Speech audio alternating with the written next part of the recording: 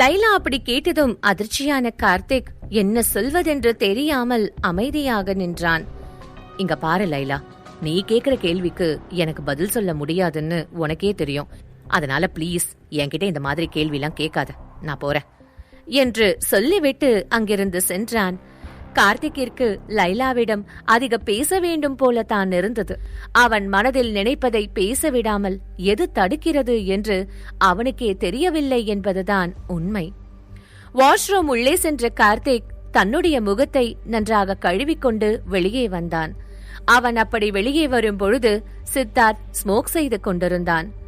உண்மையில் கார்த்திக்கிற்கு தெரியும், சித்தார்த் லைலாவிடமிருந்து தள்ளி இருப்பதற்காகத்தான் வெளியே வந்துவிட்டான் என்று.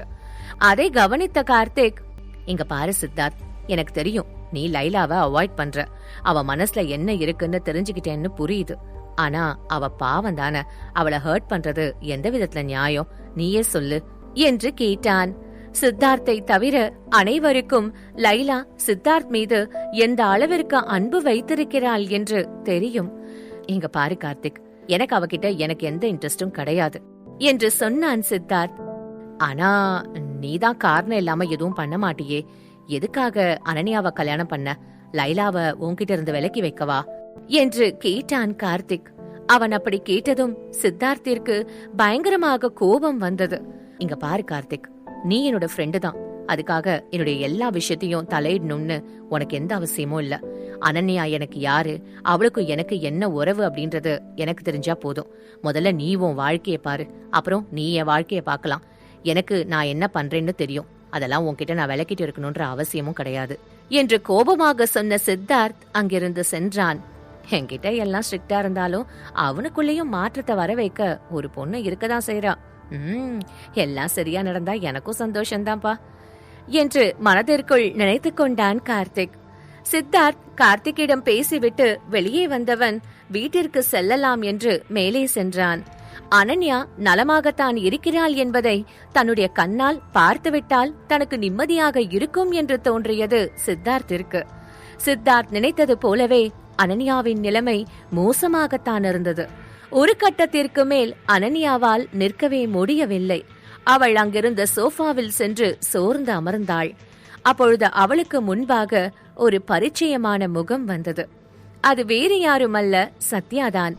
அவள் மெல்ல ரெஸ்ட் ரூம் செல்வதற்காக எழுந்திருக்க அவள் அருகில் வந்த சத்யா, அனன்யா மேடம், நீங்க நிதானமா இல்ல, நீங்க எங்க போறீங்கனாலும் சொல்லுங்க, நானும் கூட வரேன் என்று சொன்னான்.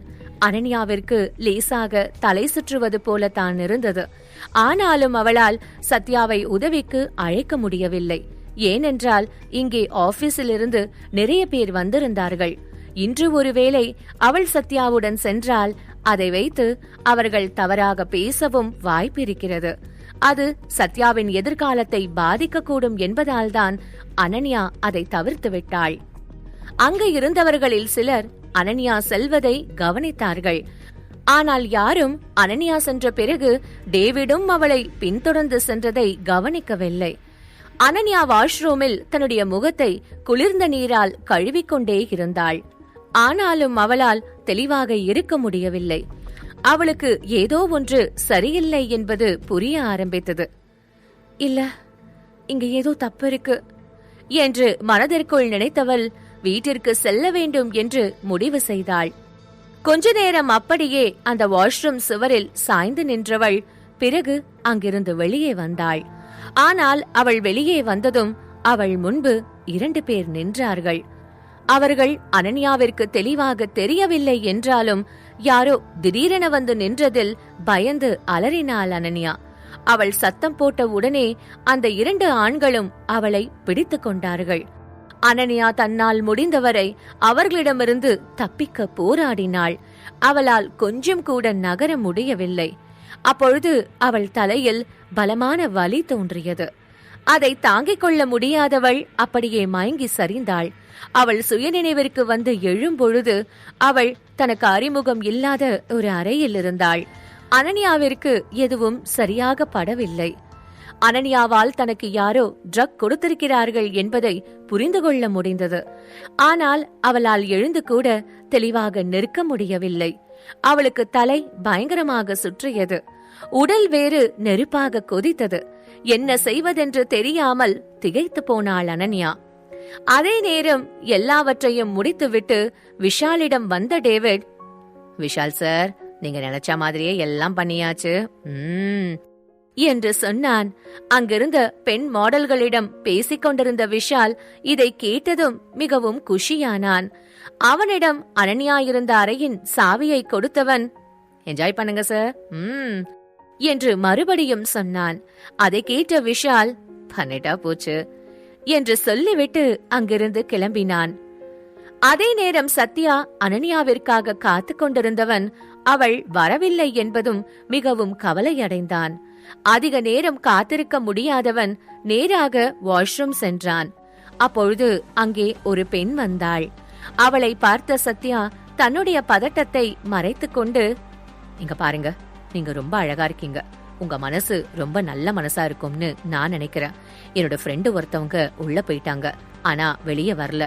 நீங்க உள்ள யாராவது இருக்காங்களான்னு மட்டும் எனக்கு பார்த்து சொல்றீங்களா என்று கேட்டான். அந்த பெண் சற்று நேரத்தில் வெளியே வந்தவள், இங்க பாருங்க, நீங்க சொன்ன மாதிரி உள்ள யாருமே இல்ல என்று சொன்னாள். அதை கேட்ட சத்யா அந்த பெண்ணிற்கு நன்றி சொல்லி அனுப்பிவிட்டு மிகவும் குழம்பி போனான்.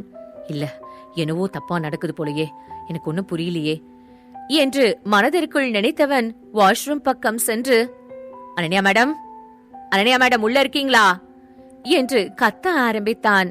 அப்பொழுது அந்த பக்கம் வந்த சித்தார்த், என்னாச்சு, யார் நீ, எதுக்கு நீ அனன்யா பெயரை ஏலம் விட்டுட்டு இருக்க என்று கேட்டான். சித்தார்த்தை பார்த்தாலே அவன் நல்லவன், ஆனால் மிகவும் கோபக்காரன் என்பது சத்யாவிற்கு புரிந்தது.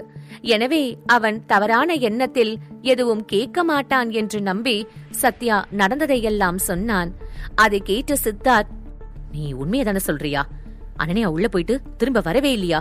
ஒருவேளை அவ வந்திருப்பா, ஆனா நீ கவனிக்காம இருந்திருக்கலாம்ல என்று கேட்டான். இல்ல சார், நான் நல்லா தான் பாத்துட்டு இருந்தேன், அவங்க வரவே இல்ல. அதுவும் இல்லாம அவங்க சுய நினைவுல கூட இல்ல சார், எனக்கு பயமா இருக்கு சார் என்று சொன்னான் சத்யா. அவன் உண்மையாகவே அனன்யாவின் மீது அக்கறை வைத்திருக்கிறான் என்பது சித்தார்த்திற்கும் புரிந்தது. அதே நேரம் இங்கே அனன்யாவின் நிலைமை மிகவும் மோசமாகிக் கொண்டிருந்தது. அவளால் அந்த இடத்தை விட்டு தப்பிக்கவே முடியவில்லை. அந்த அறை பூட்டியிருந்தது. அதோடு அவளுக்கும் வலி இல்லை. அவள் அங்கே இருந்த ஜன்னலை பார்த்தாள். அது மட்டும்தான் திறந்திருந்தது.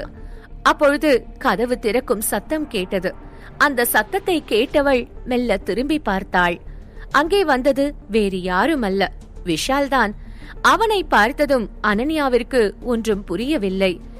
அதே நேரம் விஷால் அனன்யாவை பார்த்து சிரித்தவன், என்ன அனன்யா, என்ன ரொம்ப மிஸ் பண்ணீங்க போல.